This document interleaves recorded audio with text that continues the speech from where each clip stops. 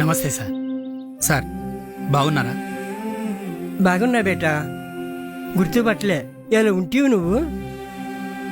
Sir చిన్నగున్నప్పుడు నేను బర్లకాడికి పోతుంటే నన్ను గుంజుకొచ్చి చదువు చెప్పిండ్రు. యాదికొచ్చిందా సార్? గోడకూర్చి చేపిచ్చి ఎక్కాలు కూడా నేర్పించినావు సార్. చానా సార్లు నీ టిఫిన్లో అన్నం కూడా పెట్టినావు సార్. ఇవాళ నేను అమెరికాలో కంపెనీ పెట్టినా. నువ్వు నాకు చిన్నప్పుడు చెప్పిన చదువు ఇప్పటికీ నా బతుకును గుర్తు చేస్తూనే ఉంది. అమ్మా నాన్నలు జన్మనిస్తే నువ్వు జీవితాన్ని ఇచ్చావు సార్.